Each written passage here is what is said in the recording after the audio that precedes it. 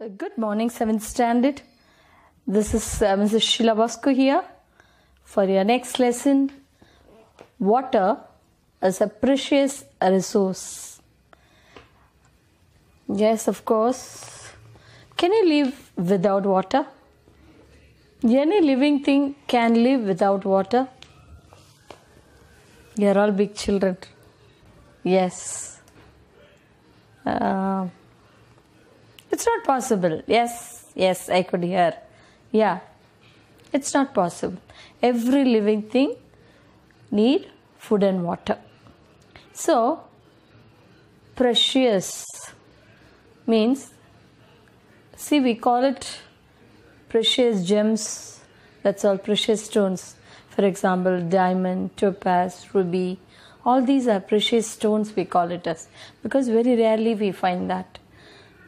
That is, water we think very easy to just get it, taken it for granted. It is available everywhere right now. But the days are not far off that we are going to hunt for water, fight for water. Yes, we never thought in our age itself we will be buying water. Now we are seeing everywhere we are buying water. Yes, of course. Now, we call Earth as a blue planet. It is because 3/4 of the Earth is covered by water. The sad thing is almost 97% of the Earth is covered by salt water. That is seas and oceans. They are the big water bodies. In the 3% of water, the remaining 3% are not for us to use. In that you have glaciers, that is ice formations, ice caps. All this up, you have to minus all that. Then we are having 0.01% of water that can be used by all living things. So, water resources, we have to increase the water resources. Now everywhere it is dried up, everywhere it's used as a real estate business, and we are not saving the rainwater. That is the main source of water. We are not saving it. Suppose if we are saving it now, the increasing population may need a little more extra care to save more. The availability of water, it depends on how we keep our water resources in a condition, good conditions. It should be cleaned and it should be kept in a proper manner that water can be stored and can be used by the living things like human beings, animals, plants, anything. We cannot see water, we cannot pour it for the plants for a longer period of time. That is why we have beaches everywhere without much of trees. In salt water, only fish can enjoy. Now, water is in 3 forms. One is solid, another one is gas, another one is liquid. Solid, liquid and gaseous format. Yes. Solid is in ice format. Liquid is water vapor. Liquid is water. Gaseous is water vapor. All this I think I have done experiments when you were in smaller classes. Then when you're talking about these 3 forms of water, immediately we have to talk about water table. What is water table? See, the water which comes from the rain, it has to go seep into the seep. That is, go through the soil, and between the ground and the soil, it will take a place. That is called water table. That is the resource we use it for our pumps, wells, all this They are not, what is given by rain, it is stored under the soil and is taken back by the borewell or a pipe, hand pumps. Not ordinary taps. Ordinary taps, what we store, we are getting it. This is stored under the soil. You have to have a machine to bring it out. Okay, well is a natural one. They dig it and it will come. Okay, these things are, we can take it out. It may vary, depends on the season. If it is a rainy season, the water table will be higher level. If it is a dry season, the water table will go down.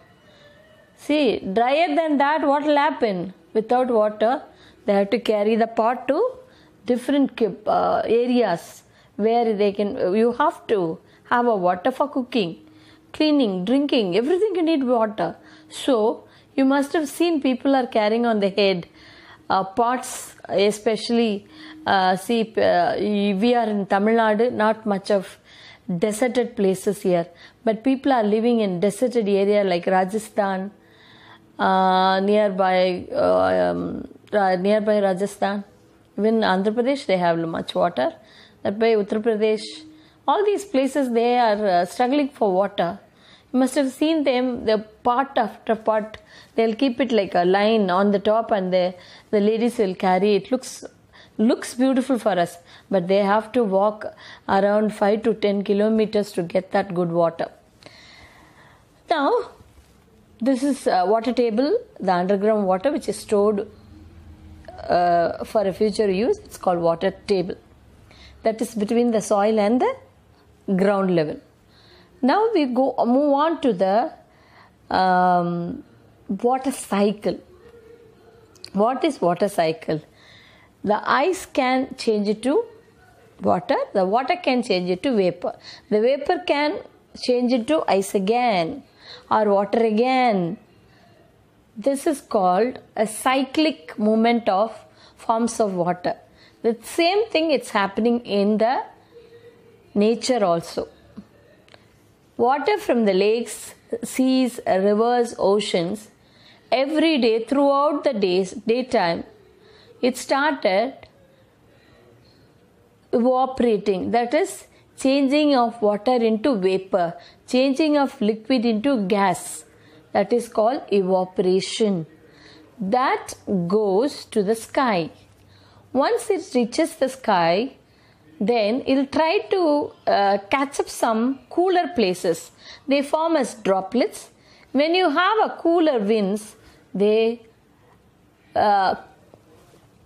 fall as droplets of water as rain.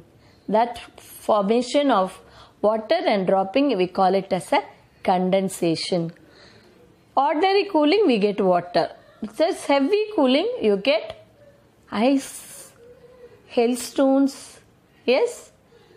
All these we call it as a precipitation. Precipitation means nothing else. That is the solid form of water. This is a continuous process. Okay? Solid will become a liquid, liquid will become vapor, vapor will become solid, solid further cooling, vapor will become a liquid, liquid will become solid on cooling. Okay, evaporation is a heating process, condensation and precipitation, both of them are cooling process. Because of that, we are getting rain. This is called water cycle. This is one of the greatest event for the availability of water. For the living beings, they need this water cycle. Without water cycle, nothing can happen in the world, because without water cycle, no rain. If there is no rain, no water. No water, no living things on the earth. So, this is the way the water we get rain. This water, it is a pure water. It has to be collected. How it has to be collected? It has to be collected in a proper places, cleaned and storage places. The rainwater can be stored in lake, rivers, The river should have dams in between, because otherwise it go mix with the oceans. Then even distribution of water should be done. How? The storage has to be increased throughout the pipelines or throughout a small canals. It has to go to the distribution places. Now, the rapid growth of industries, buildings and everything, the water sources and the water storage places are becoming houses and factories. So naturally, the rainwater is getting wasted. I want you all to think about, I have not finished the class, only the introduction part is over. I want you all to think about what to do for rainwater harvesting. That means we are already harvesting in our houses. That is, Mrs. Jayalalitha was very particular about it. So, during her period of time, everyone who constructed the house, in front of their house, they had the rainwater harvesting. They have made a pit. It will go, the rainwater collected which is on the terrace, it goes to the pit and it will be collected in the water table down. So, okay, fine. That's nice of her. Must thank her for that. Now, I want everybody, what are the other resources, other ways you can store water? You can, what we are missing it now in our state, or in our place, what we are missing, why we are getting in summer water scarcity. Please think about it and draw 3 forms of water cycle. I'll just meet you next week. Stay safe. Bye.